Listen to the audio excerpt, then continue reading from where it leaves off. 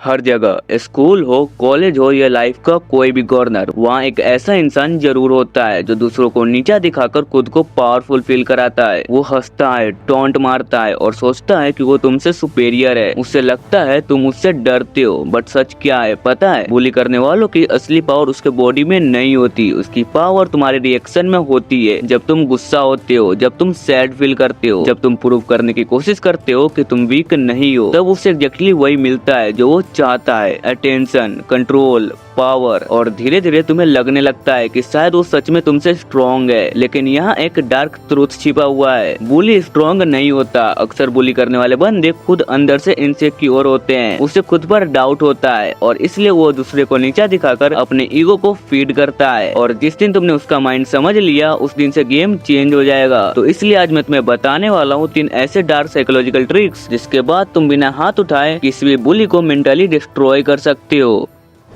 First trick is the power of no reaction. सुनने में ये बहुत नॉर्मल लगता है, लेकिन साइकोलॉजिकली ये बुली के माइंड पर सबसे डेंजरस अटैक होता है। समझने की कोशिश करो, बुली असल में क्या चाहता है। वो चाहता है तुम्हारा रिएक्शन। जब वो तुम्हारा मजाक उड़ाता है, जब वो तुम्हें नीचा दिखाता है, तब वो सीक्रेटली तुम्हारे फेस को ऑब्जर्व कर रहा होता है। क्या तुम गुस्सा हुए? क्या तुम इम्प्रेस हुए? क्या तुमने डिफेंड करने की कोशिश की? अगर इनमें से कुछ भी हुआ तो समझ लो उसे उसका रिवॉर्ड मिल चुका है, क्योंकि बुली का ब्रेन एग्जैक्टली इसी चीज का भूखा होता है, तुम्हारी इमोशनल रिएक्शन से। लेकिन अब इमेजिन करो एक डिफरेंट सिचुएशन। बुली करने वाला बंदा तुम्हारा इंसल्ट करता है, सब लोग देख रहे होते हैं और तुम बस चुप खड़े हो। न गुस्सा, न आर्गुमेंट, न एक्सप्लेनेशन, बस एक काम फेस। पहले 5 सेकंड में बुली को लगेगा कि शायद तुम शॉक में हो। 10 सेकंड बाद उसे थोड़ा ऑकवर्ड फील होगा और कुछ टाइम बाद उसका ब्रेन एक स्ट्रेंज सिचुएशन में चला जाएगा, क्योंकि ह्यूमन ब्रेन को एक चीज सबसे ज्यादा डिस्टर्ब करती है, अनप्रेडिक्टेबल साइलेंस। जब किसी इंसान को एक्सपेक्टेड रिएक्शन नहीं मिलता तो उसका कॉन्फिडेंस धीरे धीरे ब्रेक होने लगता है। बुली करने वाला बंदा वापस से ट्राई करेगा, वो और टीज करेगा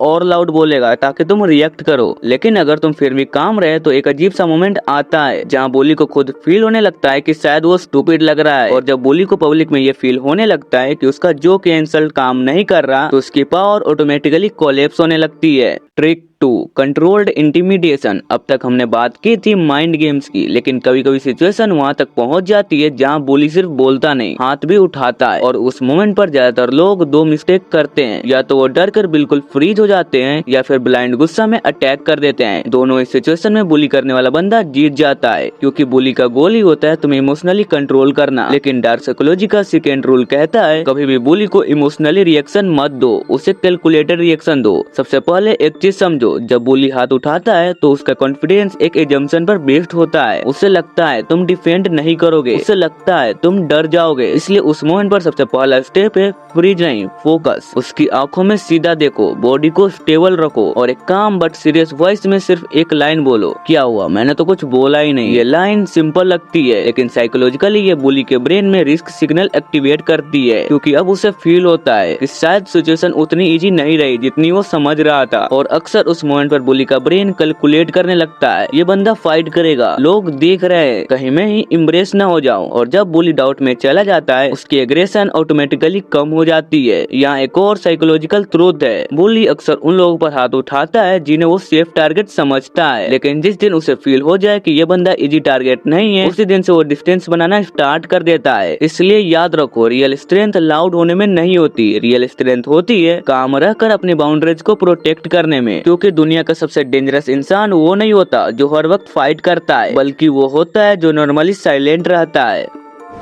डार्क साइकोलॉजिकल 3, साइकोलॉजिकल मिरर। ये थोड़ी अनयूजुअल है, लेकिन अगर तुमने इसे सही यूज किया तो बुली खुद ऑकवर्ड और अनकंफर्टेबल फील करने लगता है। समझने के लिए एक सिंपल सीन इमेजिन करो, बुली तुम्हें सबके सामने इंसल्ट कर रहा है, तू तो लूजर है, तो कुछ नहीं कर सकता। नॉर्मली लोग यहाँ 2 चीज करते हैं, या तो डिफेंड करने लगते हैं या चुप हो जाते हैं। लेकिन साइकोलॉजिकल मिरर में तुम उसकी एनर्जी उसी पर वापस रिफ्लेक्ट कर दो, तो क्या होगा? जैसे अगर बुली बोले तू तो लूजर है, तुम काम वॉइस में बोल सकती हो, इंटरेस्टिंग, तुम मुझे इतना नोटिस कर रहा है। या फिर अगर वो बार बार टीज करे तुम सिंपली पूछ सकते हो तुम्हें मुझे इतना प्रूफ क्यों करना पड़ रहा है, या मैजिक क्या होता है। सडनली कन्वर्सेशन का कंट्रोल तुम्हारे पास आ जाता है। बुली एक्सपेक्ट करता है कि तुम डिफेंड करोगे, लेकिन जब तुम काम और मिस्टीरियस रिप्लाई देते हो तो उसका ब्रेन कंफ्यूज हो जाता है, और जब बुली कंफ्यूज होता है तो उसका कॉन्फिडेंस ऑटोमेटिकली डाउन हो जाता है। रूम में खड़े लोग भी नोटिस करते हैं कि बुली का अटैक काम ही नहीं कर रहा, और धीरे धीरे सिचुएशन रिवर्स होने लगती है। बुली जो तुम्हें इम्प्रेस करना चाहता था अब खुद ऑकवर्ड फील करता है। इसलिए कभी कभी बुली को हराने का बेस्ट तरीका फाइट नहीं होता, उसके वर्ड्स को उसी पर रिफ्लेक्ट कर देना होता है। क्योंकि जब इंसान अपनी नेगेटिविटी का मिरर देख लेता है तो उसका एटीट्यूड धीरे धीरे टूटने लगता है।